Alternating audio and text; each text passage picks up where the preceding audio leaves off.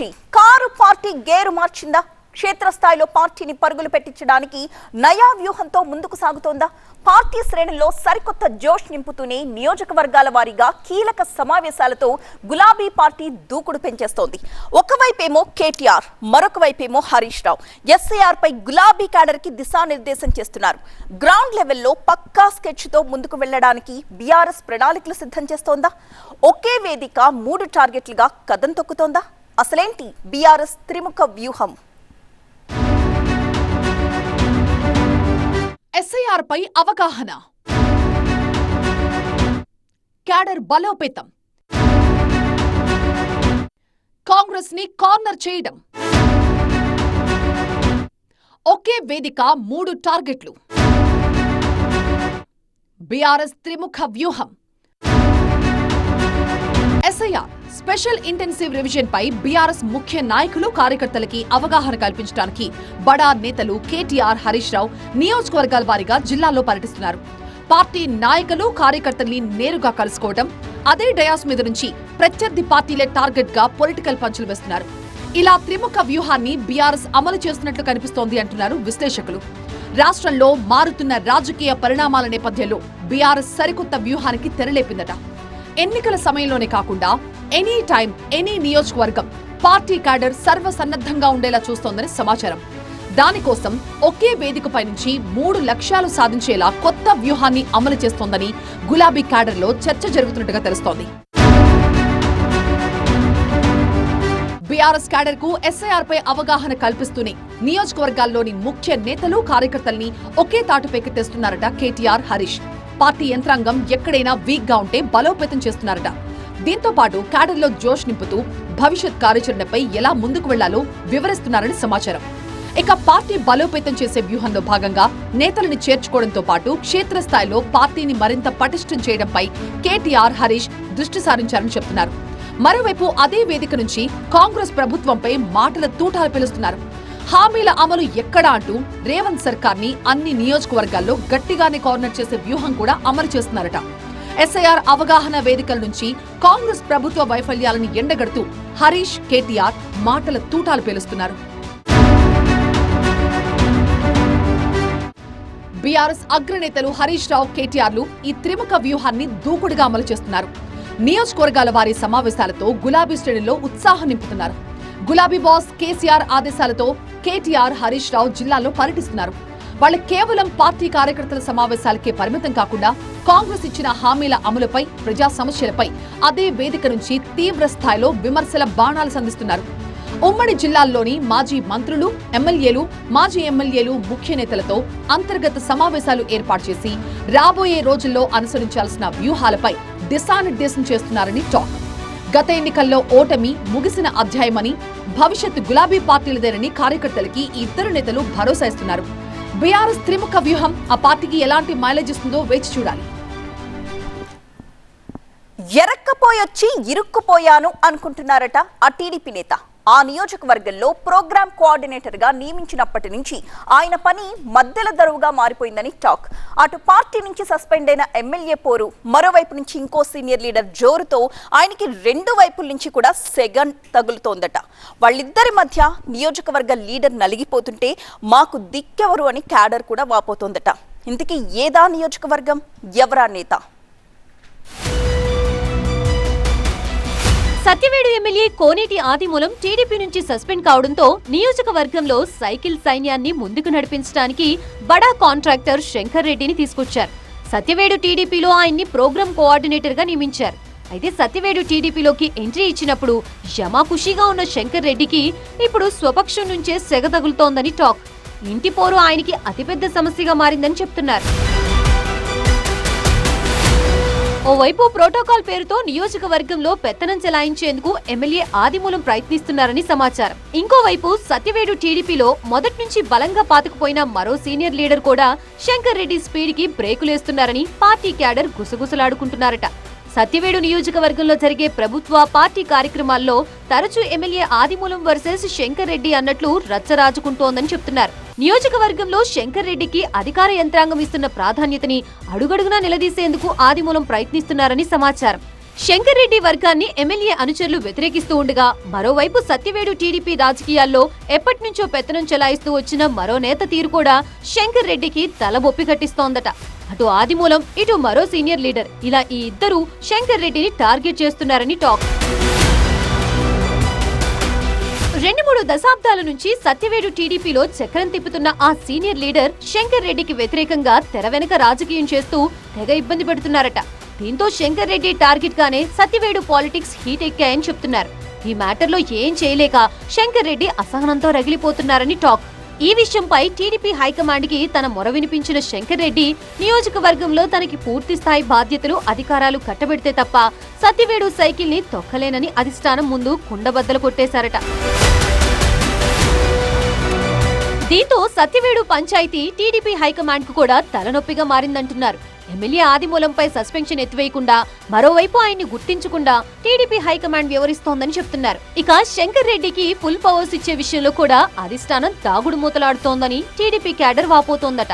తమకి సరైన నాయకత్వం లేక ఏ నాయకుడు వెనక వెళ్లాలో తెలియక సైకిల్ కార్యకర్తలు మదన పడుతున్నారని సమాచారం. సత్యవేడు టీడీపీకి దిక్కెవరో దిక్సూచెవరో తేల్చాలంటున్నారు వాళ్ళు. భాగ్యనగరం వేదికగా మరో భారీ రాజకీయ సమరానికి శంఖారావం పూరిస్తోంది కాషాయ దళం. రాబోయే జీహెచ్ఎంసీ ఎన్నికలపై గురిపెట్టింది కమలం పార్టీ. మొన్న బెంగాల్, రేపు తెలంగాణ అంటూ గ్రేటర్లో జెండా పాతడానికి పక్కా వ్యూహంతో కాషాయ దండు ముందుకు కదులుతోందట. 3 కార్పొరేషన్స్ గా మారిన బల్దియాను చేజిక్కించుకోవడానికి త్రిముఖ వ్యూహాన్ని బీజేపీ సిద్ధం చేసిందని కూడా సమాచారం. మరింతకీ ఏంటా వ్యూహం? 3 కార్పొరేషన్లు, 3 నెలల టార్గెట్, బీజేపీ త్రిముఖ వ్యూహం.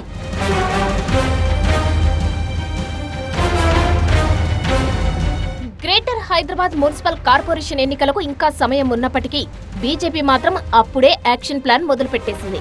ఎక్కడా టైం వేస్ట్ చేయకుండా క్యాడర్ను ఎన్నికల మూడ్లోకి తీసుకెళ్లేందుకు వ్యూహాలు రచిస్తోంది. దీనిలో భాగంగా కేంద్ర మంత్రి కిషన్ రెడ్డి తన అడ్డా అని చెప్పుకునే అంబర్పేట్లో నియోజకవర్గ విస్తృత స్థాయి సమావేశాన్ని నిర్వహించి కాషాయ క్యాడర్లో కొత్త జోష్ నింపారు. రాబోయే 3 నెలల పాటు గ్రేటర్ పరిధిలోని 3 కార్పొరేషన్లలో పక్కా ప్రణాళికతో ముందుకెళ్లాలని కాషాయ దళం నిర్ణయించినట్టు సమాచారం.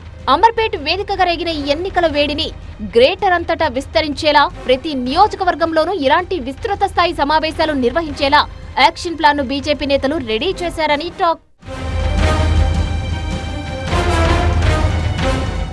అధికారంలో ఉన్న కాంగ్రెస్ ప్రభుత్వాన్ని గట్టిగా కార్నర్ చేయడమే లక్ష్యంగా బీజేపీ అస్త్రాలను సిద్ధం చేసుకుంటోందని తెలుస్తోంది. ముఖ్యంగా గ్రేటర్ పరిధిలో సంచలనం సృష్టించిన హైడ్రా అంశాన్ని ప్రధాన అస్త్రంగా మలుచుకుంటోందట. నోటీసులు లేకుండా ఇళ్లను కూల్చేసి పేద, మధ్యతరగతి ప్రజలను ప్రభుత్వం రోడ్డున పడేసిందనే విషయాన్ని ప్రజల్లోకి తీసుకెళ్లాలని బీజేపీ చూస్తోందట.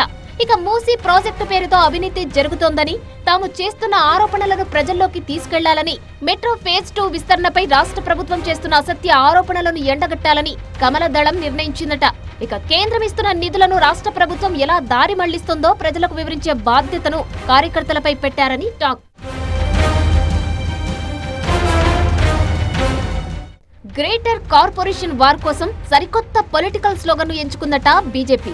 కాంగ్రెస్, బీఆర్ఎస్ ఉమ్మడి దోస్త్ ఎంఐఎం అంటూ త్రిముఖ టార్గెట్ తో విమర్శల దాడి పెంచింది. ఈ 3 పార్టీలు పైకి వేర్వేరుగా నటిస్తున్నా లోపల మాత్రం ఒక్కటేనని, హైదరాబాద్ అభివృద్ధిని ఈ 3 పార్టీలు కలిసి అడ్డుకుంటున్నాయనే ప్రచారాన్ని క్షేత్రస్థాయికి బీజేపీ తీసుకెళ్లనుంది. పాత బస్తీ అభివృద్ధిని ఎంఐఎం నిర్లక్ష్యం చేస్తే దానికి కాంగ్రెస్, బీఆర్ఎస్ మద్దతు పలుకుతున్నాయని బీజేపీ ఆరోపిస్తుంది. భాగ్యనగరం గ్లోబల్ సిటీగా మారాలంటే డబుల్ ఇంజిన్ తరహాలో కేంద్ర నిధులు బీజేపీ నాయకత్వంతోనే సాధ్యమని ప్రజల్లోకి వెళ్లనున్నారట. పశ్చిమ బెంగాల్ గెలుపుతో ఊపు మీదున్న కమలనాథులు ఇక నెక్స్ట్ తెలంగాణ అనే నినాదంతో కదులుతున్నారట. తెలంగాణలో అధికార పీఠాన్ని దక్కించుకోవడానికి గ్రేటర్ కార్పొరేషన్ ఎన్నికలే తొలిమెట్టుగా బీజేపీ భావిస్తోంది. ఇక్కడ కార్పొరేషన్ ఎన్నికల్లో సత్తా చాటితే రాబోయే అసెంబ్లీ ఎన్నికల్లో తమకు తిరుగుండదనేది బీజేపీ ఆలోచనగా చెబుతున్నారు. దీనిలో భాగంగా గ్రేటర్ వ్యాప్తంగా ఉన్న ప్రతి డివిజన్, ప్రతి బూత్ స్థాయిలో క్యాడర్ ను యాక్టివేట్ చేసేందుకు 3 నెలల డెడ్ లైన్ విధించారట. మరి అంబర్పేట్ నుంచి కిషన్ రెడ్డి పూరించిన శంఖారావం బల్దియా సమరంలో కాషాయ జెండాను ఎంతవరకు రెపరెపలాడిస్తుందో చూడాలంటున్నారు విశ్లేషకులు. ఆ నియోజకవర్గ రాజకీయాలు విచిత్రంగా మారిపోయాయట. పరిశ్రమల ఏర్పాటు కోసం ప్రభుత్వం బలంగా ముందుకు వెళుతుంటే అధికార పార్టీ నేతలు మాత్రం ఆ నిర్ణయాన్ని వ్యతిరేకిస్తూ ఆందోళన బాట పడుతున్నారని సమాచారం. ప్రభుత్వ నిర్ణయాన్ని ప్రతిపక్షం స్వాగతిస్తుంటే అధికార పార్టీ నేతలు దాన్ని వ్యతిరేకించడం జిల్లాలో చర్చనీయాంశంగా మారిందని టాక్. ఇంతకీ ఆ నియోజకవర్గంలో చర్చ రచ్చ రేపుతున్న పరిశ్రమ ఏంటి? దాన్ని వ్యతిరేకిస్తోందెవరు? అనుకూలంగా మాట్లాడుతోందెవరు? చూద్దాం.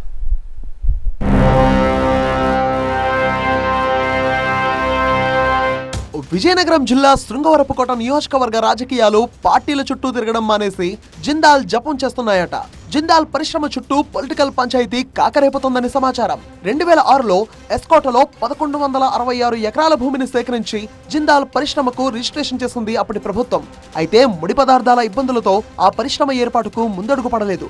అప్పటి నుంచి ఆ భూములు ఖాళీగా ఉన్నాయి. ఈ క్రమంలో గత వైసీపీ సర్కార్ ఆ భూముల్లో ఇండస్ట్రియల్ పార్క్ పెట్టడానికి ప్రతిపాదనలు తెచ్చింది.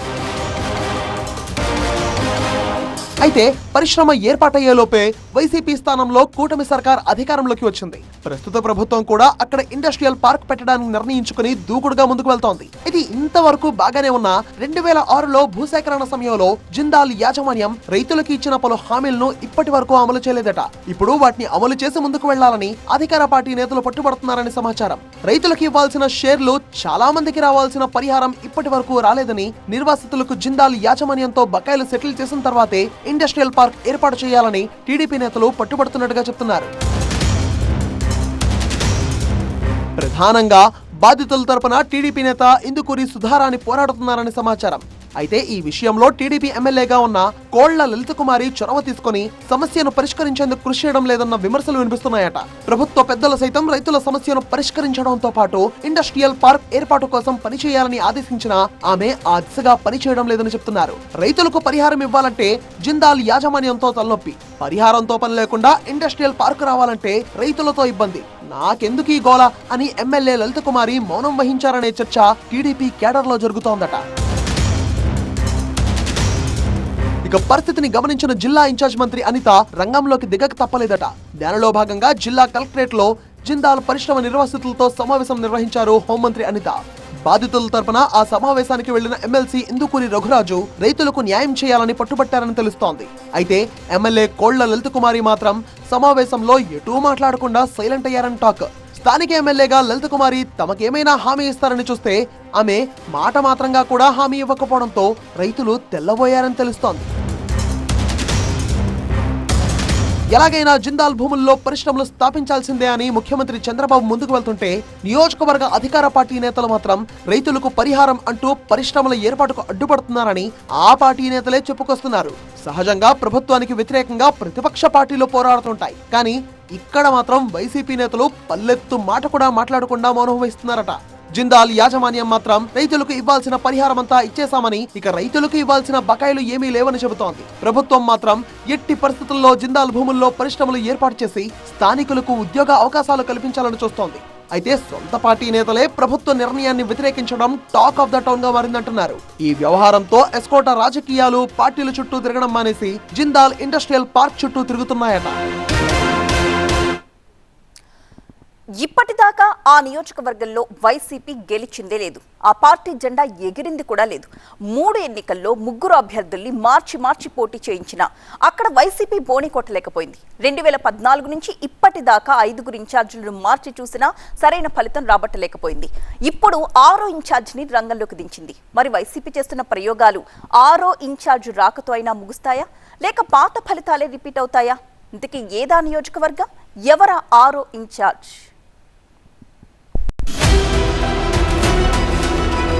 ఉమ్మడి ప్రకాశం జిల్లాలోని పర్చూరు అసెంబ్లీ నియోజకవర్గం వైసీపీకి కొరకరాని కొయ్యగా ఉందట. ఆ పార్టీ ఆవిర్భావం నుంచి ఇప్పటిదాకా ఈ నియోజకవర్గంలో గెలవలేకపోయింది. ఇక్కడ వైసీపీ నుంచి ఎవరు పోటీ చేసినా ఓడిపోవడం ఖాయంగా కనిపిస్తోందని సమాచారం. 5 సార్లు గెలిచి ఓటమి ఎరగని నేతగా పేరున్న దగ్గుబాటి వెంకటేశ్వరరావు కూడా 2019లో ఇక్కడి నుంచి వైసీపీ అభ్యర్థిగా పోటీ చేసి స్వల్ప ఓట్ల తేడాతో ఓడిపోయారు. ఆయన రాజకీయ జీవితంలో ఓటమి పాలవడం అదే తొలిసారి.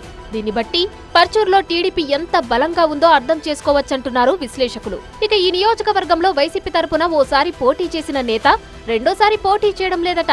ఇలాంటి పరిస్థితుల్లో పర్చూరులో వైసీపీని పట్టాలెక్కించేందుకు మాజీ మంత్రి గాదె వెంకటరెడ్డి తనయుడు గాదె మధుసూదన్ రెడ్డిని రంగంలోకి దింపారు.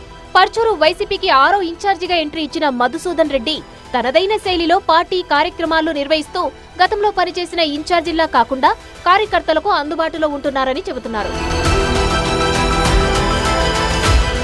టీడీపీ ఆవిర్భావం నుంచి ఇప్పటి వరకు 11 సార్లు పర్చూరులో ఎన్నికలు జరిగితే ఆ పార్టీ 7 సార్లు, కాంగ్రెస్ 4 సార్లు గెలిచాయి. పర్చూరు నుంచి టీడీపీ అభ్యర్థిగా రంగంలోకి దిగిన ఏలూరి సాంబశివరావు 2014, 2019, 2024 ఎన్నికల్లో వరుసగా 3 సార్లు గెలిచి హ్యాట్రిక్ కొట్టారు. దీంతో ఈ నియోజకవర్గంలో టీడీపీ బలంగా పాతుకుపోయింది.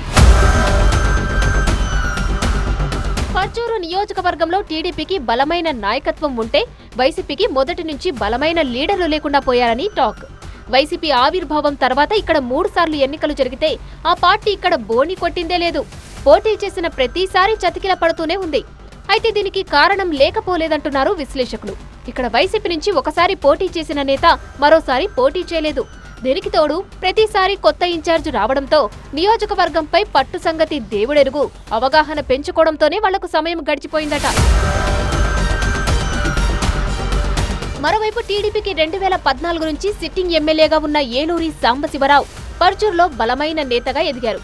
ఇక్కడ కమ్మ సామాజిక వర్గంతో పాటు కాపు సామాజిక వర్గం కూడా అధికంగా ఉందని చెబుతారు. 2014 ఎన్నికల్లో జనసేన మద్దతు టీడీపీ అభ్యర్థి ఏలూరికి కలిసి వచ్చింది. ఎమ్మెల్యే అయ్యాక నియోజకవర్గంపై ఏలూరి పట్టు బిగించారు. ఇక 2019 ఎన్నికల్లో రాష్ట్రమంతటా ఫ్యానుగాలి వీచినా జనసేన మద్దతు లేకపోయినా వైసీపీ అభ్యర్థి దగ్గుబాటి వెంకటేశ్వరరావుపై 1647 ఓట్ల స్వల్ప మెజారిటీతో ఏలూరి విజయం సాధించారు. ఇక 2024లో జనసేన మద్దతుతో వైసీపీ అభ్యర్థిపై ఏలూరి సునాయాసంగా విజయం సాధించారు. 10 ఏళ్ల వ్యవధిలో పర్చూరు వైసీపీకి 6వ ఇన్ఛార్జిగా వచ్చిన గాదె మధుసూదన్ రెడ్డికి బలమైన రాజకీయ నేపథ్యం ఉంది. పర్చూరు నియోజకవర్గంలోని పావులూరు గ్రామానికి చెందిన మాజీ మంత్రి గాదె వెంకటరెడ్డి రాజకీయ వారసుడు గాదె మధుసూదన్ రెడ్డి. అయితే 5 సార్లు ఎమ్మెల్యేగా చేసి 2 సార్లు మంత్రిగా పనిచేసిన గాదె వెంకటరెడ్డి లేని లోటు ఆయన తనయుడు మధుసూదన్ రెడ్డికి రాజకీయంగా కొంత ఇబ్బందికరమేనంటున్నాయి లోకల్ పొలిటికల్ సర్కిల్స్. గతంలో పర్చూరులో 3 సార్లు గెలుపొందిన గాదె కుటుంబానికి నియోజకవర్గంతో ఎంతో అనుబంధం ఉందని చెబుతారు. జూనియర్ గాదె ఎంట్రీతో పర్చూరులో పార్టీ గాడిలో పడినట్టేనని వైసీపీ అధిష్టానం భావిస్తోందట. ఇక హైకమాండ్ ఆలోచనలకు అనుగుణంగానే మధుసూదన్ రెడ్డి పనిచేస్తున్నారని టాక్. అధికార కూటమి తప్పిదాలను ఎండగట్టేందుకు పార్టీలోని సీనియర్లు జూనియర్లను కలుపుకొని వెళ్తున్నారట. పర్చూరు రాజకీయాలను తనకు అనుగుణంగా మధుసూదన్ రెడ్డి ఏ విధంగా మలుచుకుంటారో చూడాలంటున్నాయి స్థానిక రాజకీయ వర్గాలు. ఒకాయనేమో జనసేన ఎమ్మెల్యే కమ్ నగర అధ్యక్షుడు, మరొక ఆయన అదే నియోజకవర్గంలో టీడీపీ ఇన్ఛార్జ్. ఈ ఇద్దరు కూటమిలోనే ఉన్నారు. అయితే టీడీపీ ఇన్ఛార్జ్ తనకు సెగ పెడుతున్నారా అనే డౌట్ అనుమానంతో సతమతమైపోతూ ఉన్నారట సదరు జనసేన ఎమ్మెల్యే. ఆయన అనుమానానికి తగ్గట్టే నియోజకవర్గంలో పరిణామాలు జరుగుతున్నాయని లోకల్ టాక్. దీంతో ఎమ్మెల్యే మరింత మదన పడిపోతున్నారట. అదే సమయంలో ఒక కీలక పరిణామం కూడా చోటు చేసుకోవడంతో హర్ట్ అయిపోయిన ఎమ్మెల్యే అలకపాన్పు ఎక్కేశారట. ఇంతకీ ఏదా నియోజకవర్గం, ఎవరా ఎమ్మెల్యే, ఎవరా టీడీపీ ఇన్ఛార్జ్ చూసేయండి. విశాఖ దక్షిణ నియోజకవర్గం ఏపీలోని ప్రముఖ అసెంబ్లీ నియోజకవర్గాల్లో ఒకటి. ఇక్కడ మైనారిటీలతో పాటు మత్స్యకారులు, బ్రాహ్మణ ఓటర్ల సంఖ్య ఎక్కువగా ఉంటుంది అని చెబుతారు. 2024 ఎన్నికల్లో జనసేన నుంచి పోటీ చేసిన వంశీకృష్ణ శ్రీనివాస్ యాదవ్ భారీ మెజార్టీతో గెలుపొందారు. 2 దశాబ్దాలుగా రాజకీయాల్లో ఉన్నప్పటికీ తొలిసారిగా వంశీకృష్ణ ఎమ్మెల్యే అయ్యారు. వచ్చిన అవకాశాన్ని సద్వినియోగం చేసుకుంటూ నియోజకవర్గంలో ప్రజా సమస్యలపై ఎమ్మెల్యే ప్రత్యేక ఫోకస్ పెట్టారట. పోర్టు పొల్యూషన్ తగ్గించే చర్యలతో పాటు తాగునీరు, డ్రైనేజీ వంటి సమస్యల్ని సాధ్యమైనంత వరకు పరిష్కరిస్తూ ప్రజల్లో మంచి పేరు తెచ్చుకున్నారని టాక్. వంశీకృష్ణ పనితీరును గమనించి జనసేన అధిష్టానం ఆయనకే పార్టీ నగర అధ్యక్ష బాధ్యతలు కూడా అప్పగించింది. దీంతో పాటు అటు పార్టీ క్యాడర్ కి ఇటు ప్రజలకు అందుబాటులో ఉంటూ చురుగ్గా పనిచేస్తున్నారట. కూటమిలోని ఇతర పార్టీలను కూడా కలుపుకుని పోతూ తన దగ్గరకు ఎవరొచ్చినా వాళ్ల పని చేసి పెడుతున్నారని చెబుతున్నారు. అయితే విశాఖ సౌత్ నియోజకవర్గ కూటమిలో రగిలిపోతున్న కుంపటితో వంశీకృష్ణకు తలనొప్పులు షురూ అయ్యాయని చెబుతున్నారు. అదే నియోజకవర్గానికి టీడీపీ ఇన్ఛార్జ్ గా ఉన్న సీతంరాజు సుధాకర్ తనతో సంబంధం లేకుండా ముందుకు వెళుతుండడం వంశీకృష్ణకు మింగుడు పడట్లేదట. MLA Vamsikrishna south TDP incharge Seethamraju Sudhakar గత ఎన్నికలకు ముందు వైసీపీలోనే ఉండేవాళ్లు. అప్పట్లో స్థానిక సంస్థల నుంచి వంశీకృష్ణ ఎమ్మెల్సీ అయ్యారు. ఇక సుధాకర్ కూడా పట్టభద్రుల ఎమ్మెల్సీ స్థానానికి టికెట్ తెచ్చుకుని పోటీ చేశారు. ఆ తరువాత జరిగిన పరిణామాల్లో ఒకరు టీడీపీలోకి, మరొకరు జనసేనలోకి వెళ్లిపోయారు.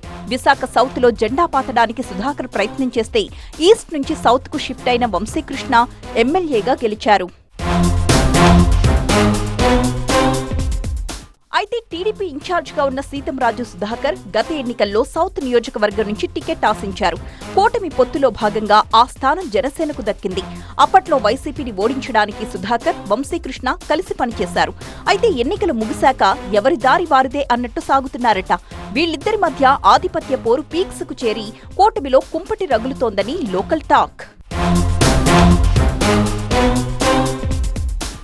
ఇక ఈ మధ్య జరిగిన విజయోత్సవాల్లో ఇద్దరు నేతల మధ్య గ్యాప్ స్పష్టంగా కనిపించిందని ఇరు పార్టీల క్యాడర్లో చర్చ జరుగుతోందట. నియోజకవర్గాల వారీగా కూటమి 2 ఏళ్ల పాలనపై కార్యక్రమాలు నిర్వహించాలని ఆయా పార్టీల హైకమాండ్లు ఆదేశాలు జారీ చేశాయి. ఎమ్మెల్యేల ఆధ్వర్యంలో కూటమి పార్టీల నేతలందరూ కలిసికట్టుగా ఆయా నియోజకవర్గాల్లో కార్యక్రమాలు నిర్వహించాలని ఆదేశించారు. అయితే విశాఖ సౌత్ నియోజకవర్గంలో ఎమ్మెల్యేకు సమాచారం ఇవ్వకుండా టీడీపీ క్యాడర్తో సీతంరాజు సుధాకర్ సమావేశం నిర్వహించారని సమాచారం. సుధాకర్ ఏకపక్షంగా సమావేశం జరపడం, ఎమ్మెల్యే ఆధ్వర్యంలో నిర్వహించాలన్న ఆదేశాలను బేఖాతరు చేయడం కూటమిలో ప్రకంపనలు పుట్టిస్తోందట. దీని వెనుక బలమైన వ్యూహమై ఉంది అన్న ప్రచారం జరుగుతోంది. సుధాకర్ తీరుపై మండిపడ్డ ఎమ్మెల్యే వంశీకృష్ణ తనతో కలిసొచ్చిన కూటమి క్యాడర్తో విజయోత్సవ సమావేశాన్ని నిర్వహించారు. ఈ విషయంలో జిల్లాకు చెందిన టీడీపీ పెద్దలు కూడా తనకు ప్రాధాన్యతిచ్చే ప్రయత్నం చేయలేదని, ఎమ్మెల్యే వంశీకృష్ణ మనస్తాపం చెందారని సమాచారం. దీంతో ఆయన అలిగి జిల్లా స్థాయిలో జరిగే సభకు డుమ్మా కొట్టాలని నిర్ణయించుకున్నారట. ఇది కాస్త విశాఖ సౌత్ నియోజకవర్గంలో ఉన్న కూటమి క్యాడర్లో పెద్ద చర్చకు దారితీసిందని టాక్. దీంతో వంశీకృష్ణకు టీడీపీ సీనియర్లు కాల్ చేసి నచ్చజెప్పే ప్రయత్నం చేశారని చెబుతున్నారు. ఎట్టకేలకు జిల్లా స్థాయి సమావేశానికి ఎమ్మెల్యే వంశీకృష్ణ హాజరైనా ఆయన అసంతృప్తిగానే ఉన్నారు అన్న చర్చ జరుగుతోందట. ఇక ఒకే వేదికపై ఉన్న వంశీకృష్ణ, సుధాకర్లు ఎడమొహం పెడమొహంగానే వ్యవహరించారట. విశాఖ సౌత్ కూటమిలో రగిలిన ఆధిపత్య కుంపటితో టీడీపీ, జనసేన క్యాడర్ అయోమయంలో పడ్డారని సమాచారం. ఇద్దరి మధ్య పోరు ఇలాగే కొనసాగితే ప్రత్యర్థి పార్టీకి బలం చేకూరుతుందని వాళ్లు వాపోతున్నారు. మరి ఈ ఇద్దరు నేతలు ఒకే వరలో కత్తుల్లా ఉంటారా, లేక టీడీపీ, జనసేన అధిష్టానాలు చొరవ తీసుకుని ఇద్దరి మధ్య ఆధిపత్య పోరుకు ఎండ్ కార్డు వేస్తాయా అనేది వేచి చూడాలి.